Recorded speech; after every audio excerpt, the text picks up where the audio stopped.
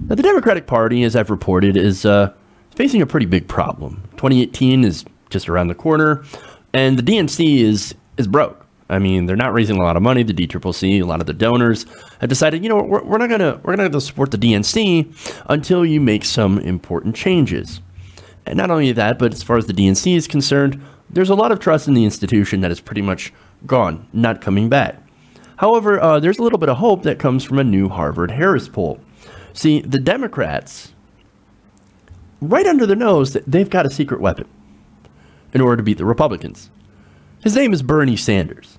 Now, if you haven't been paying attention, if you've been living under a rock for the past year, 2 years, whatever, Bernie Sanders has been the most popular politician in America.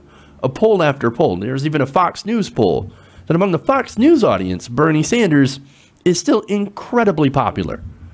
Weird. I know, right?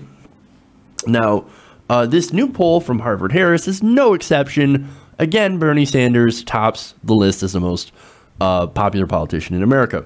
Now, Sanders' favorability in this latest poll is about 53%, which is pretty good. It's pretty steady. He has an unfavorable rating of only 37%, which is actually really, really good. As I said, it's the best in the country. Now, that's important because, look, he's got both independent, Democratic, and Republican support. So he's doing really, really well with all the different parties. Now, if you break it down by demographics, he does even better. Among Hispanics, he has a 66% favorability rating, and among African Americans, it's even better, 77% favorability rating. Well, that's amazing. I thought that Bernie Sanders had like all the pundits and stuff, and people in the on MSNBC, Joanne Reed will tell me, oh no, Bernie Sanders has a huge problem with African Americans because he's racist. That's ridiculous. No, he actually has really, really good numbers among African Americans. Now, where his numbers are kind of sagging, and always have been, is with white people, where he has only a 47% approval rating. Now, these numbers dwarf all other leading politicians on both left and the right. And you should see the comparison between Bernie Sanders and Mitch McConnell. It's comical. And amazing that Mitch McConnell still gets elected. I know, it's crazy. Not only that, but you've got, compare him to Hillary Clinton. He does far better than Hillary Clinton, Elizabeth Warren, House Minority Leader Nancy Pelosi, and Senate Minority Leader Chuck Schumer. Again, he does better than all the other Democrats and all the other Republicans because, again, he's the most favorable politician in America. In fact, Bernie Sanders, what's interesting in this poll is that he's actually more popular among Hillary Clinton voters. You know, those groups of people that were more predisposed to voting for Hillary Clinton in the general election in the primary than Hillary Clinton is. Among African Americans, Clinton has a 76% favorability. It's fairly close.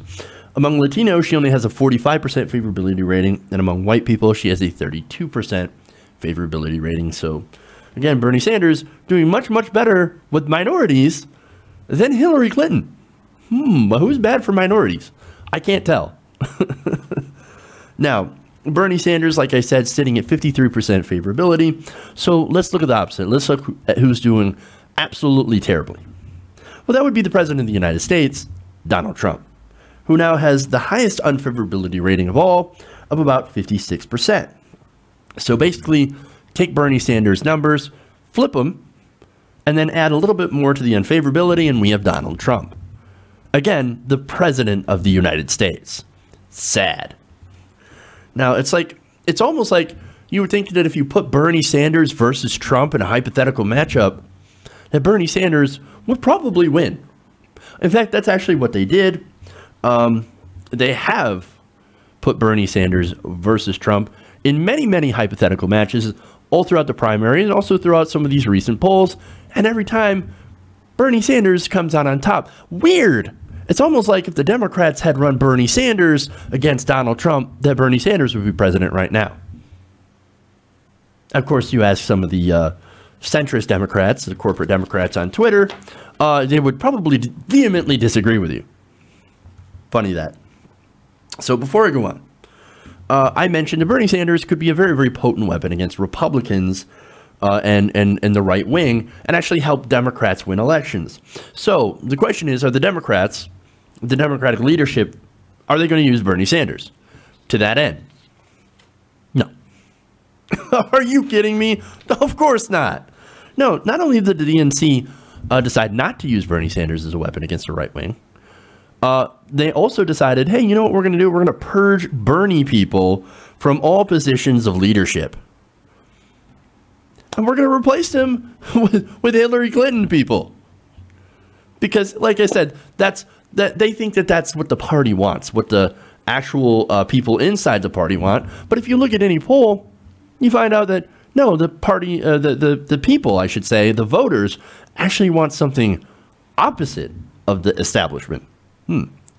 But get this, the DNC also passed a resolution urging Bernie Sanders to join the Democratic Party, which, look, you could say, okay, well, that's a reasonable request because he ran as a Democrat, but I think that actually would harm him in the long run, because one of Bernie Sanders' draws is the fact that he is an independent and he is an outsider. He's outside of the despised two-party system.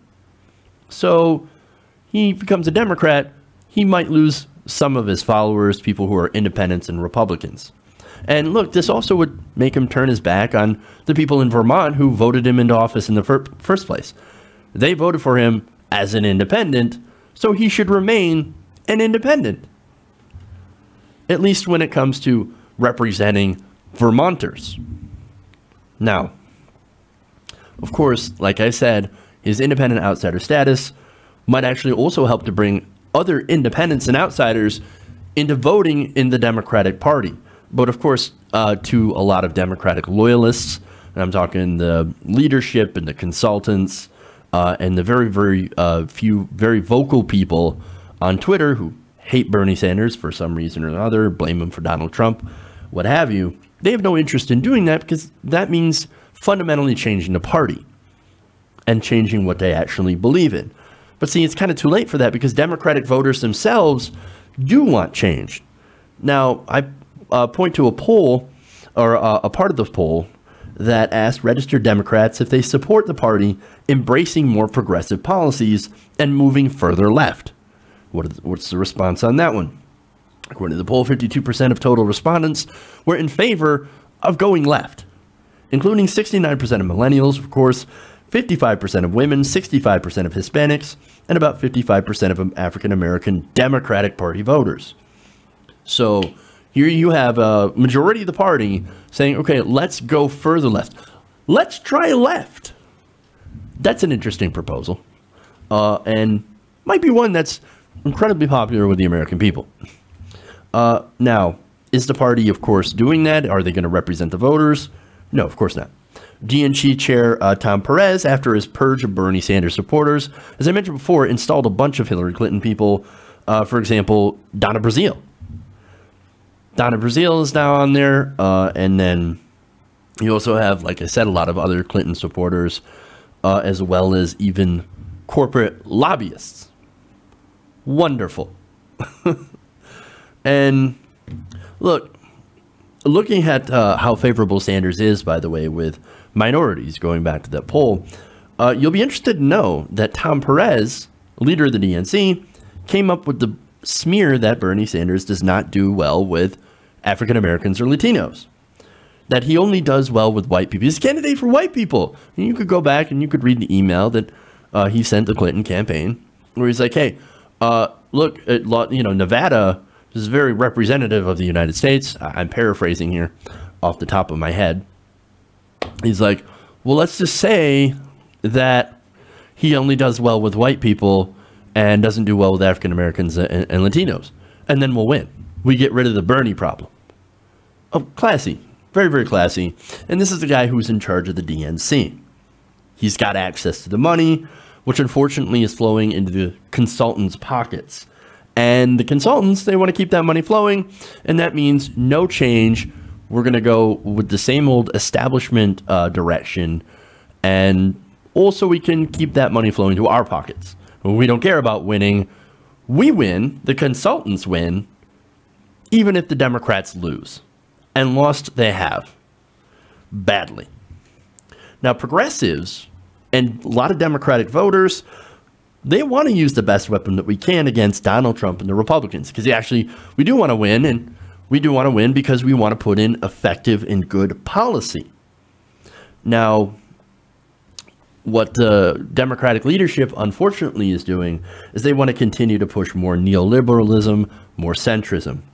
Now, it's not going to work, and there are more and more polls that spell out how Sanders is their preferred candidate against Donald Trump.